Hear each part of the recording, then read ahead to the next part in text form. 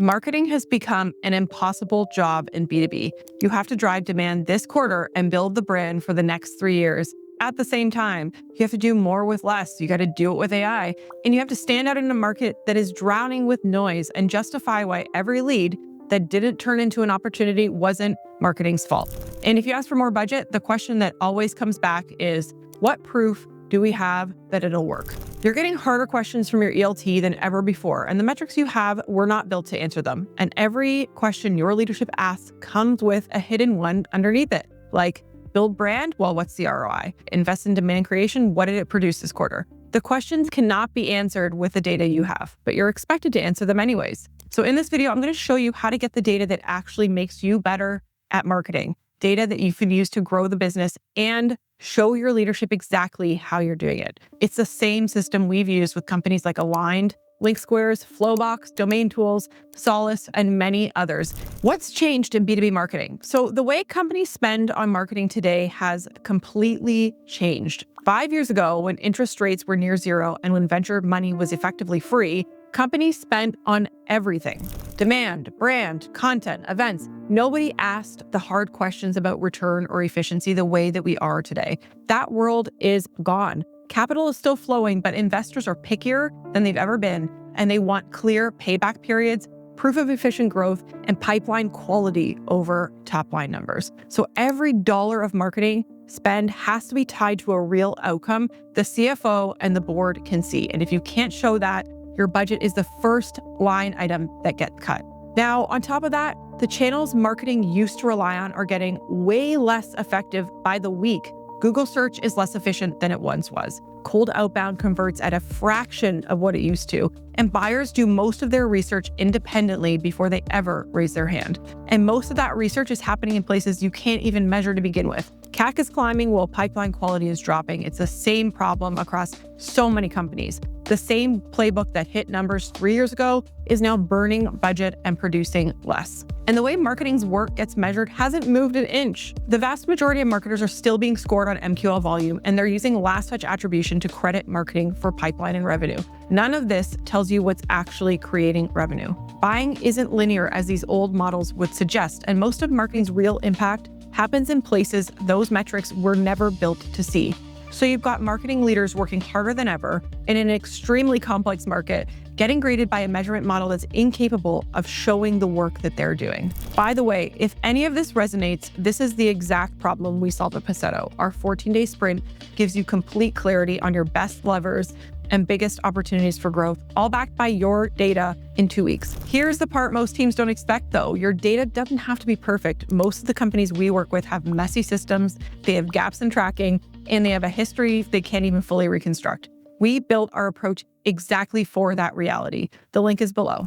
Let's talk about why RevOps won't fix this. So before you assume your internal RevOps team can solve this, there are a few things worth considering because I have watched this play out the same way too many times to even count anymore. Most marketing leaders I talk to are operating like the visibility that they need is a few months away. If RevOps just builds the right reports, if we just stand up the data warehouse, if we just plug in the AI agents, and then the answers will show up. They don't, and it has nothing to do with the quality of your RevOps team. The people I've seen try to build this internally are smart, they're motivated, and they are well-resourced. The problem is that the operating model most companies built for yesterday's go-to-market motion simply cannot answer today's executive questions. RevOps is structured to keep the lights on. They're maintaining the old systems. They're setting up routing, reporting, integrations, handling governance, and now they're also being asked to integrate AI workflows, reinvent measurement,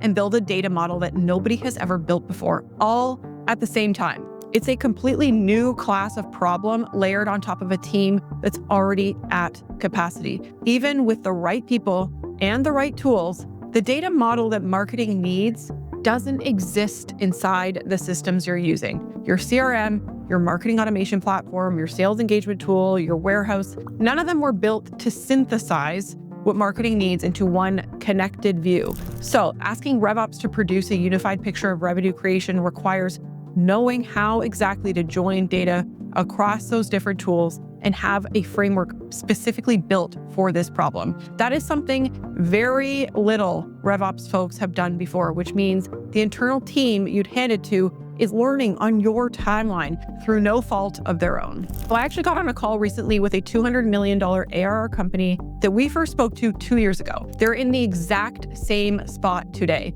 More hires, bigger data warehouse, AI on the roadmap, new leadership, and the marketing leader still cannot answer the basic questions that she was asking 2 years ago.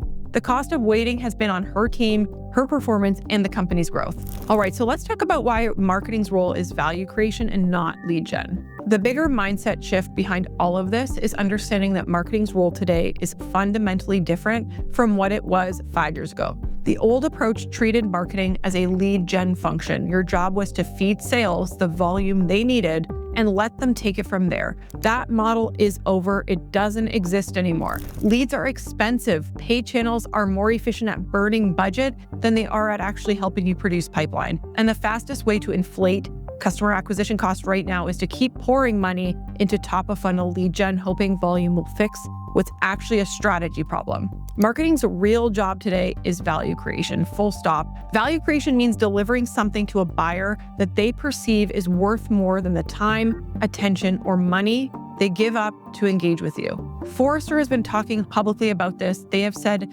marketing's job now is shaping perception and building the conditions that makes sales easier and more effective. The goal is for buyers to already know you and trust you before sales ever reaches out. That's the work that actually moves win rates, shortens sales cycles, reduces CAC, far more than any other 6 figures in demand capture or lead gen ever will.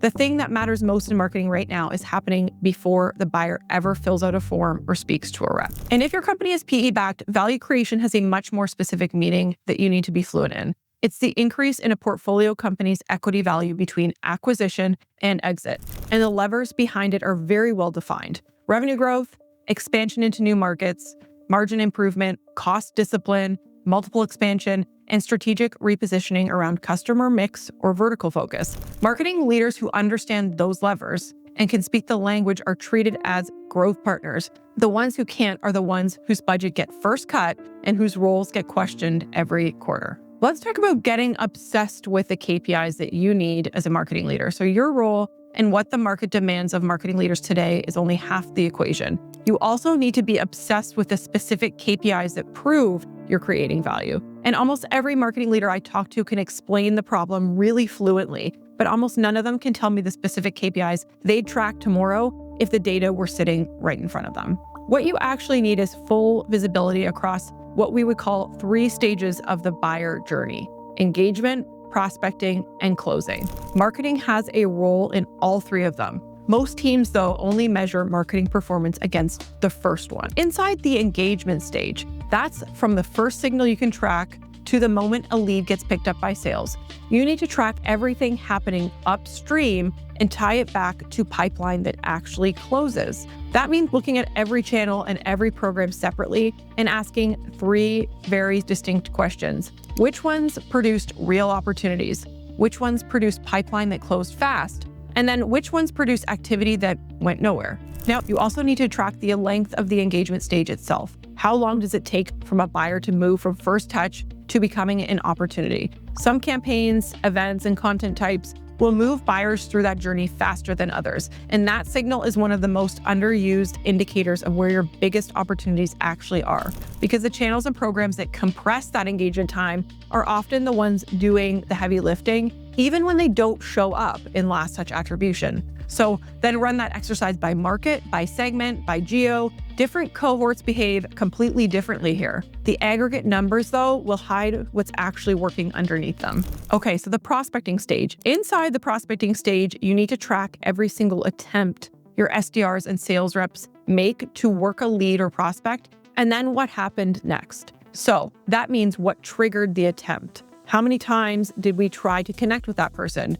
whether it converted to pipeline or didn't? And if it didn't, why? This is the visibility marketing just doesn't have. What actually happens to leads after they get passed to sales? Did they get worked at all? How many touches before they were disqualified or marked dead? What was a disqualification reason? And you want this down to the specific trigger that actually initiated that outreach, not just marketing qualified lead. Was it an event lead? Was it an event hand raiser? Was it a webinar registration? Was it that lead hit a score threshold? Was it from a demo form? A pulled target account list? Was it just a cold lead?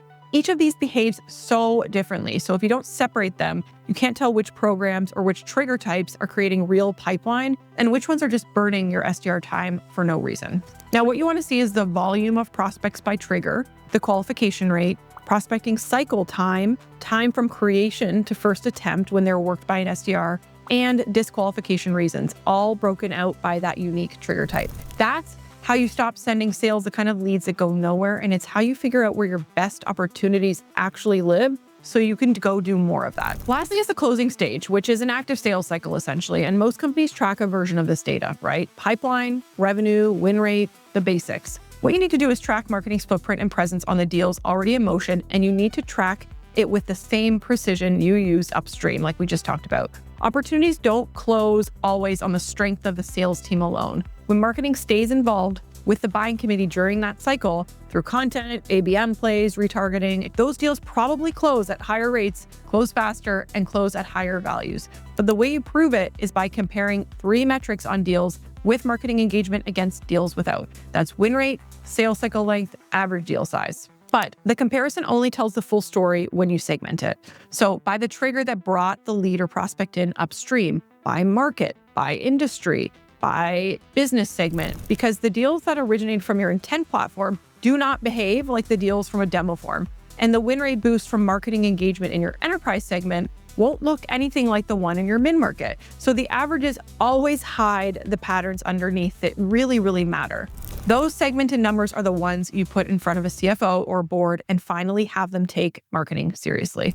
All right, so we covered a lot. Why your current measurement breaks down in the first place, why your RevOps team can't solve it on top of everything else they're carrying, and the exact KPIs you need to actually prove what marketing is doing and make strategic decisions. Passetto is the fastest path to getting that visibility we just walked through without putting more on your RevOps team, without you having to go build the framework from scratch, and without needing perfect data. We built this specifically for teams whose data is messy. If you want to get those answers fast, book a free strategy call with us. It's the first link in the description below. We'll walk through how our 14-day sprint works and exactly what it would show for you and for your company. The marketing leaders winning right now are not smarter than you. They literally just have better data, and that could be you too. And if you want to go deeper on marketing measurement, check out this next video.